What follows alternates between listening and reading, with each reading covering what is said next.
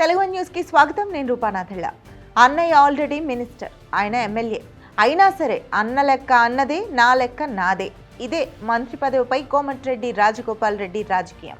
అందుకే minister post కోసం గట్టిగా అడిగేస్తున్నారు. కానీ ఒకే ఇంట్లో ఇద్దరికి మంత్రి పదవులు ఎట్లా అనేది కాంగ్రెస్లో జరుగుతున్న చర్చ.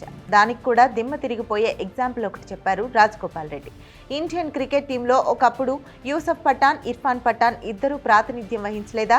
వాళ్లకు లేనిది ఒకే ఇంట్లో ఇద్దరికి మంత్రి పదవులు ఇస్తే తప్ప అని కాస్త లాజికల్గానే అడుగుతున్నారు. భువనగిరి ఎంపీ సీటు గెలిపిస్తే మంత్రి పదవి ఇస్తానని కాంగ్రెస్ పార్టీ తనకు హామీ ఇచ్చిందని గుర్తు చేస్తున్నారు. ఉమ్మడి నల్గొండ జిల్లాలో రాజకీయంగా కోమటిరెడ్డి బ్రదర్స్కు ఎంత పట్టుందో వేరే చెప్పక్కర్లేదు. వాళ్ళు ఫోకస్ పెడితే ఉమ్మడి జిల్లాల్లోని అన్ని అసెంబ్లీ సెగ్మెంట్లు గెలిపించగలిగే సత్తా, స్తోమత ఉన్నోళ్లనే అభిప్రాయం ఉంది. వాళ్ళ స్టామినా ఏంటో తెలుసు కాబట్టే కాంగ్రెస్ పార్టీ కోమటిరెడ్డి వెంకటరెడ్డికి ముందే మంత్రి పదవి కట్టబెట్టేసింది. ఇప్పుడు ఆయన తమ్ముడు రాజగోపాల్ రెడ్డి కూడా మినిస్టర్ రేసులో ఉన్నారు. ఇప్పటికే ఉమ్మడి నల్గొండ జిల్లా నుంచి ఉత్తమ్ కుమార్ రెడ్డి, కోమటిరెడ్డి వెంకటరెడ్డి మంత్రులుగా ఉన్నారు. ఇదే వర్గానికి చెందిన రాజగోపాల్ రెడ్డి కూడా మినిస్టర్ పోస్టు ఆశిస్తున్నారు. ఇది ఎప్పటి నుంచో నడుస్తున్న వ్యవహారమే. కానీ ఇటీవలే కాంగ్రెస్ సీనియర్ నాయకుడు జానారెడ్డి రాసిన ఓ లేఖ నల్గొండ రాజకీయ వర్గాల్లో హాట్ టాపిక్ గా మారింది. నల్గొండ జిల్లా నేత అయ్యుండి రంగారెడ్డి జిల్లా నేతకు మంత్రి పదవి ఇవ్వాలని జానారెడ్డి కాంగ్రెస్ అధిష్టానానికి లేఖ రాశారు. ఇదే ఇప్పుడు చర్చనీయాంశంగా మారింది. పొలిటికల్ గా జానారెడ్డి ఇప్పుడు యాక్టివ్గా లేరు. ఆయన ఇద్దరు కుమారులు యాక్టివ్ పాలిటిక్స్ లోకి వచ్చేశారు. ఒక కుమారుడు ఎమ్మెల్యేగా, ఇంకో కుమారుడు ఎంపీగా గెలిచారు. జానారెడ్డి తన కుమారుల రాజకీయ భవిష్యత్తుని దృష్టిలో ఉంచుకునే కోమటిరెడ్డి రాజగోపాల్ రెడ్డికి తెలివిగా చెక్ పెట్టాలని చూస్తున్నారనే టాక్ వినిపిస్తోంది. ఇప్పటికే కోమటిరెడ్డి బ్రదర్స్ లో ఒకరికి మంత్రి పదవి ఉంది.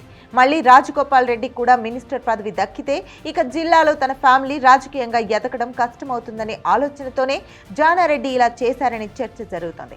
దానికి తగ్గట్లే 30 ఏళ్లు మంత్రి పదవి అనుభవించిన జానారెడ్డికి ఇప్పుడు రంగారెడ్డి జిల్లా నేతలకు మంత్రి పదవి ఇవ్వాలనే ఆలోచన ఎందుకు వచ్చిందని కోమటిరెడ్డి రాజగోపాల్ రెడ్డి బహిరంగంగానే అడిగేస్తున్నారు. తన మంత్రి పదవి విషయంలో జానారెడ్డి లాంటి వాళ్లు ధృతరాష్ట్రుడి పాత్ర పోషిస్తున్నారని వ్యాఖ్యానించడంతో పెద్ద ఆయన ఆ లేఖ ఎందుకు రాశారో ఇప్పుడిప్పుడే అందరికీ అర్థమవుతోంది. మరోవైపు కోమటిరెడ్డి రాజగోపాల్ రెడ్డికి మంత్రి పదవి విషయంలో ఉమ్మడి నల్గొండ జిల్లా నేతల నుంచి మంచి మద్దతే ఉంది. నకరేకల్ ఎమ్మెల్యే వేముల వీరేశం, భువనగిరి ఎమ్మెల్యే కుంభం అనిల్ కుమార్ రెడ్డి, ఎంపీ చామల కిరణ్ కుమార్ రెడ్డి సపోర్ట్ రాజగోపాల్ రెడ్డికే ఉంది. వాళ్ళంతా రాజగోపాల్ రెడ్డికి మంత్రి పదవి కోసం ఎక్కడ సంతకం చేయమన్నా చేస్తామంటున్నారు. ఆయనకు మంత్రి పదవి ఇస్తే పార్టీ, ప్రభుత్వం మరింత బలపడుతుందని భావిస్తున్నట్లు బహిరంగంగానే చెప్తున్నారు. కానీ ఇప్పటికే ఈ విషయంలో జానారెడ్డి తన రాజకీయ చాణక్యం ప్రదర్శించేశారు. నల్గొండ జిల్లా నేతగా ఉండి కూడా రంగారెడ్డి జిల్లా నాయకుడికి ఓ మంత్రి పదవి ఇవ్వాలని పార్టీ అధిష్టానానికి లేఖ రాసి పొలిటికల్ హిట్ పెంచేశారు.